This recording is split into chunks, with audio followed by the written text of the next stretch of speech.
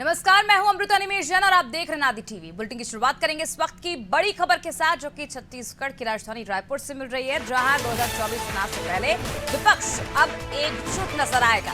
विपक्षी दलों को एकजुट करने की जो तैयारियां हैं वो कांग्रेस में शुरू हो गई है। सीएम भूपेश बघेल ने इसका एक इशारा भी दिया है। मुख्यमंत्री भूपेश बघेल ने बयान दिया है और बेंगलुरु में सभी राष्ट्रीय दल के नेता पहुंचे थे। शपथ ग्रहण में सभी से मुलाकात हुई है। सीएम भूपेश बघेल ने मीडिया से बातों ही बातों में कहीं ना कहीं विपक्ष के एकजुट होने की जो तैयारी है उसका इशारा दिया है। चलिए आपको सुनाते इस दौरान उन्होंने क्या कुछ कहा। बात हो रही खड़गे जी से अभी वहाँ भी बेंगलुरु में भी शपथ ग्रहण था, उसमें सभी राष्ट्रीय नेता वहाँ उपस्थित थे। वहाँ भी मुलाकात हुई। सौभाग्य से नीतीश कुमार जी हम लोग साथ ही बैठे थे, तो अभियान के बारे में बातचीत भी हो रही थी। तो अच्छा है, एक वरिष्ठ नेता सारे विपक्ष को एकजुट करने के अभियान में लगे हुए हैं और मुझे विश्वास है कि नीतीश कुमार जी इसमें सफल होंगे। पूरी खबर पर इस वक्त हमारे साथ ज्यादा जानकारी के लिए रुक कर लेते हैं संवाददाता लविंदर का। लविंदर, जिस तरह से हमने सुना, सीएम भूपेश बघेल साहब यहाँ पर कहते हुए नजर आए हैं कि शपथ ग्रहण समारोह के दौरान जो विपक्ष थे वो वहां पर पहुंचे थे, उनसे मुलाकात हुई है। तो क्या लगता है आने वाले समय में जो चुनाव होने वाले उसमें कहीं ना कहीं विपक्ष एक बार फिर एकजुट नजर आएगा? जी निश्चित तौर पे अमृता, लगातार जो कांग्रेस और जितने भी विपक्षी दल है, हमने उन्हें कर्नाटका में देखा था कि जो शपथ ग्रहण समारोह के समय एक साथ मौजूद थे। लगभग जितने भी बड़े जो राष्ट्रीय नेता हैं, चाहे कांग्रेस हो या आम आदमी पार्टी हो या सपा हो या जितने भी दल हो, वो शपथ ग्रहण समारोह में पहुंचे थे। तो कहीं ना कहीं ये जो मेला लगा था वहां पे जितने भी बड़े नेताओं का, तो वो ये इशारा करता है कि 2024 में मोदी सरकार को हटाने की पुरजोर कोशिश की जा रही है। तो आने वाले समय में ये कहीं ना कहीं मोदी सरकार के लिए और भाजपा के लिए घातक भी साबित हो सकता है, क्योंकि हमने आज मुख्यमंत्री भूपेश बघेल को भी ये सुना इस बारे में कि जितने भी जो है नीतीश कुमार, जितने भी जो बड़े नेता है उनसे चर्चा कर रहे हैं। अरविंद केजरीवाल उनसे चर्चा किए। तो तमाम जितने बड़े नेता है वो आने वाले चुनाव में, जो खासकर 2024 का चुनाव है, वो उस पे पहले से फोकस किया जा रहा है। क्योंकि हमने पहले देखा, पहले हिमाचल था, फिर कर्नाटका था, अब आने वाले समय में मध्य प्रदेश में है, राजस्थान, छत्तीसगढ़ में चुनाव है। तो ऐसे में जो सरकार जितनी भी कोशिश कर रही है, चाहे कोई भी हो, खासकर कांग्रेस सरकार ये कोशिश कर रही है कि यहाँ भी उनकी सरकार बने और आने वाले 2024 के चुनाव में कांग्रेस का यानी यूपीए का जो है वो सरकार बनेगी। फिलहाल ऐसा कुछ जानकारी नहीं मिल रही है कि किस तरह की आने वाले समय शायद बैठक भी हो सकती है, लेकिन 2024 को मद्देनजर रखते हुए सारे ही विपक्षी दल एकजुट हो चुके हैं।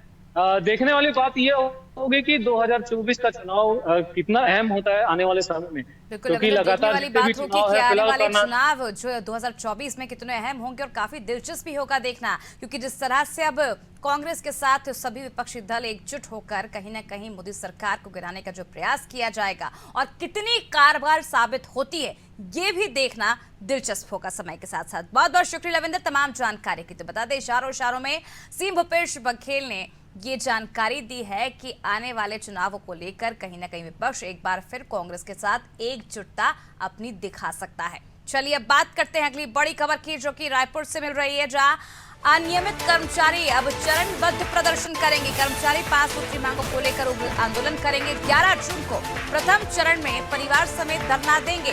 15 जून को कर्मचारियों के प्रदर्शन का दूसरा चरण होगा। दूसरे चरण में वादा खिलाफी को जनता के समक्ष रखेंगे। अंतिम चरण का प्रदर्शन विधानसभा सत्र के दौरान किया जाएगा। तो अनियमित कर्मचारी चरणबद्ध प्रदर्शन करने जा रहे हैं। एक बार फिर कर्मचारी 5 सूत्री मांगों को लेकर उग्र आंदोलन करेंगे। तो देखिए, आने वाले समय में चुनाव नजदीक है और ऐसे में कर्मचारियों की नाराजगी कहीं ना कहीं कांग्रेस सरकार के लिए छत्तीसगढ़ में हावी हो सकती है। और देखिए, एक बार फिर उग्र आंदोलन की जो तैयारियां हैं वो यहाँ पर साफ देखने को मिल रही है। और 11 जून को प्रथम चरण में परिवार समेत धरना देंगे। 15 जून को कर्मचारियों के प्रदर्शन का दूसरा दिन रहेगा। दूसरे चरण में वादा खिलाफी को जनता के समक्ष रखेंगे। जिस तरह से कर्मचारियों के साथ वादा खिलाफी की गई है, सरकार द्वारा छल किया गया है, वो जनता को जाकर अब बताएंगे। देखिए, आने वाले चुनावों में अगर कर्मचारियों की मांगे पूरी नहीं करती है सरकार, तो सरकार के लिए कहीं ना कहीं एक बड़ी मुसीबत जो है कर्मचारी वर्ग साबित हो सकता है, क्योंकि दूसरे चरण में जिस तरह से साफ कर दिया है कर्मचारियों ने कि वादा खिलाफी को जनता के बीच रखा जाएगा, अंतिम चरण का प्रदर्शन विधानसभा सत्र के दौरान किया जाएगा। चलिए ज्यादा जानकारी के लिए रुक कर लेते हैं संवाददाता करिश्मा की ओर। करिश्मा, जिस तरह से अब कर्मचारियों की जो नाराजगी है काफी लंबे समय से बनी हुई है और अब भी जारी, एक बड़ा रूप अब लेने जा रही है, आने वाले कुछ समय में चुनाव है और ऐसे में कर्मचारियों की जो नाराजगी है वो सरकार पर कितनी हावी हो सकती है? जी, देखा जा सकता है कि अभी के जो ज्वलनशील मुद्दे चल रहे हैं उसमें अनियमित कर्मचारियों का मुद्दा लगातार उठा है। ऐसे में अनियमित कर्मचारियों को नियमितीकरण नहीं मिलने की वजह से काफी आक्रोश में चल रहे हैं। पिछले 1 साल से देखा जा सकता है कि जितने भी अनियमित कर्मचारी है वो लगातार धरना स्थल पर धरना प्रदर्शन कर रहे हैं। उनके साथ जो अन्य अनियमित कर्मचारी हैं, अलग अलग संघों के हैं, वो भी उनके साथ जुड़ गए हैं और ऐसे में इनकी जो संख्या है वो 5 लाख से अधिक हो जाती है।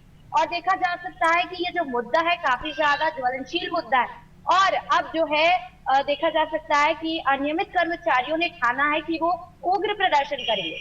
ऐसे में उग्र प्रदर्शन में आपको बता दें कि 11 जून को जो है ये प्रदर्शन शुरू होने वाला है, जिसमें वो अपने परिवार के साथ रायपुर राजधानी टूटा में जो है धरना शुरू करने वाले हैं।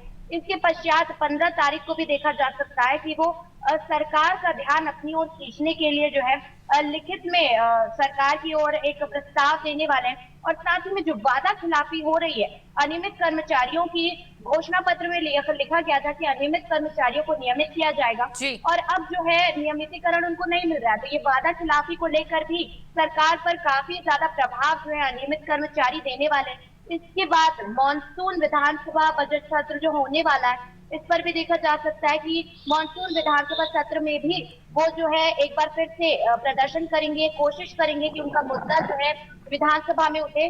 तो लगातार देखा जा सकता है कि अनियमित कर्मचारी जो है उग्र हो चुके हैं और काफी ज्यादा नियमितीकरण को लेकर परेशान चल रहे छत्तीसगढ़। बिल्कुल करिश्मा, लगातार जो हम देख रहे हैं कर्मचारी वर्ग जो है काफी परेशान चल रहा है और वादा खिलाफी को लेकर अब जो कर्मचारी वर्ग है वो जनता के बीच भी जाएंगे और जनता को बताएंगे कि किस तरह से सरकार ने अपने वचन पत्र में नियमितीकरण का वादा किया था और सरकार बनते ही अपने वादे को भूल गई है। कई बार प्रदर्शन कर चुके हैं, मांग कर चुके हैं, लेकिन सरकार लगातार नजरअंदाज करती आई है। लेकिन अब चुनावी साल में सरकार के लिए कितनी बड़ी मुसीबत ही कर्मचारी वर्ग साबित हो सकती है और सरकार आने वाले समय में कर्मचारी वर्ग को साधने के लिए क्या कुछ बड़ा गेम चेंज कर सकती है? जी, देखा जा सकता है कि बड़ा गेम चेंज जो है सरकार कर सकती है और साथ ही में जो कर्मचारी है वर्ग है वो भी काफी ज्यादा परेशान चल रहा है। उनका ये कहना कि सत्ता में आने से पहले जो है कहा गया था कि उनके सारी मांगों को पूरा किया जाएगा। टीएस सिंहदेव ने सभी के स्टेजों पर जाकर ये ऐलान किया गया था कि जितने भी अनियमित कर्मचारी हैं उनको नियमितीकरण मिलेगा। लेकिन अब देखा जा सकता है कि अब ये जो मुद्दा है एक तरफ हो गया है। सरकार का कहना था कि 1 साल किसानों का होगा, दूसरा साल कर्मचारियों का होगा, लेकिन इस साल कर्मचारियों के लिए कुछ भी सरकार नहीं निकाल रही है। बजट भी निकला, उसमें भी काफी ज्यादा उम्मीद जो है कर्मचारियों ने लगाई थी, उस पर भी उनका कुछ नहीं हो पाया। ऐसे में काफी ज्यादा आक्रोशित हो गए हैं सभी कर्मचारी और उनका कहना है कि अगर उनके हित में कोई फैसला सरकार नहीं लेती है तो इस साल के विधानसभा चुनाव में हो सकता है कि सरकार का तख्ता पलटने में इनका काफी बड़ा हाथ हो। बहुत बहुत शुक्रिया करिश्मा तमाम जानकारी के लिए। देखिए किस तरह से यहाँ पर बड़ी संख्या में जो कर्मचारी हैं वो अपने परिवारों के साथ जुटना शुरू हो गए हैं, उसकी तैयारियां भी पूरी कर चुके हैं। हालांकि अभी कुछ समय बाकी है, लेकिन जो तैयारियां हैं वो चरम पर है। अनियमित कर्मचारी अब चरणबद्ध प्रदर्शन करने जा रहे हैं। कर्मचारी 15 सूची मांगों को लेकर उग्र आंदोलन करेंगे। 11 जून को पहले चरण में परिवार समेत धरना देंगे। 15 जून को कर्मचारियों के प्रदर्शन का दूसरा चरण होगा और दूसरे चरण में जनता के बीच जाकर सरकार की जो वादा खिलाफी है वो जनता के समक्ष रखा जाएगा कि किस तरह से सरकार ने वचन पत्र में वादे किए थे नियमितीकरण कर, उसके बाद सत्ता में आते ही अपने वादे भूल गए और कर्मचारी पिछले 4.5 साल से परेशान हो रहे हैं, प्रदर्शन कर रहे हैं, बावजूद इसके सरकार उन्हें लगातार नजरअंदाज कर रही है। चलिए अब रुक करते हैं खबरों की ओर। छत्तीसगढ़ में बीजेपी के नेता गौठानों में जाकर निरीक्षण कर रहे हैं, साथ ही घोटाले के आरोप लगा रहे हैं, जिस पर सीएम भूपेश बघेल ने कहा है कि बीजेपी नेताओं के पास कोई काम नहीं बचा है। बीजेपी के पास मुद्दे की कमी है, इसलिए झूठे आरोप लगाए जा रहे हैं। चुनाव को ध्यान में रखकर बीजेपी नेता गौठानों में घूम रहे हैं। चुनाव आए तो गाय याद आ रही है। इनको गौशाला और गौठान में अंतर समझ नहीं आता।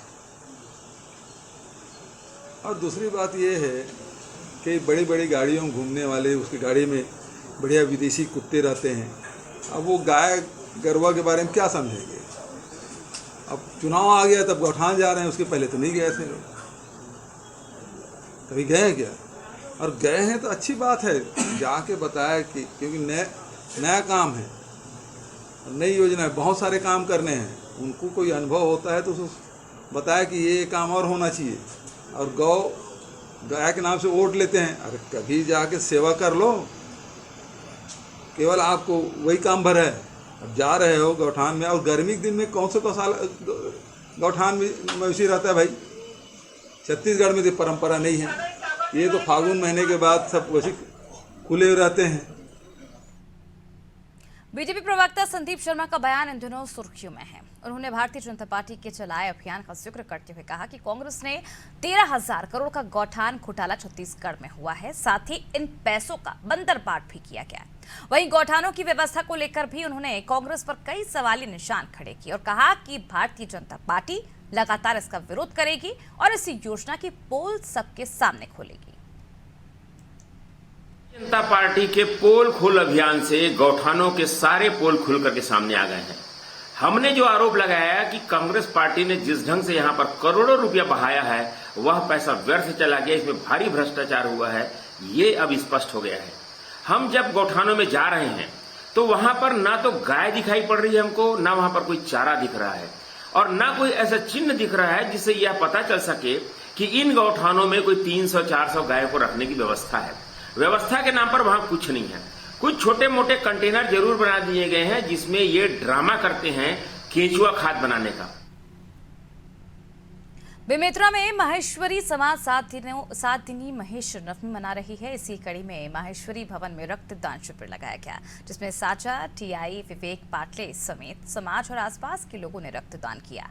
टीआई पाटले ने माहेश्वरी समाज को इस कार्य के लिए बधाई दी है। उन्होंने पुलिस विभाग के अपने साथियों से भी रक्तदान करने की अपील की। उन्होंने कहा कि 1 यूनिट रक्तदान से किसी की जिंदगी बच सकती है। रक्तदान करने से किसी का जीवन मिलता है, और माहेश्वरी समाज द्वारा जो है यह आयोजन किया गया है। बहुत अच्छा पहल है और बहुत अच्छा कारुणिक कार्य है।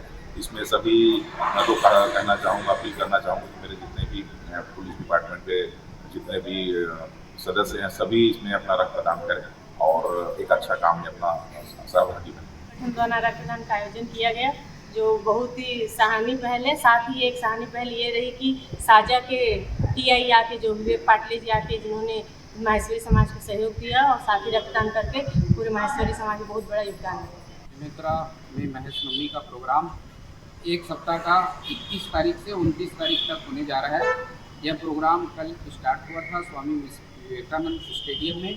कल खेल महोत्सव था और आज रक्तदान का रखा गया है माहेश्वरी भवन में। ये ऐसा लगातार 29 तारीख तक महेश नवमी के पर्व तक चलेगा और सभी युवा संगठन, महिला संगठन, महासभा, सारे में इतने जोश भरा हुआ है कि माहेश्वरी बंधुओं में कि 40 डिग्री में भी आप देख सकते हो कितने संख्या में लोग आ रहे हैं। खबरों का सिलसिला यूं ही जारी रहेगा। रुकते हैं छोटे से ब्रेक के लिए, जल्द लौटेंगे।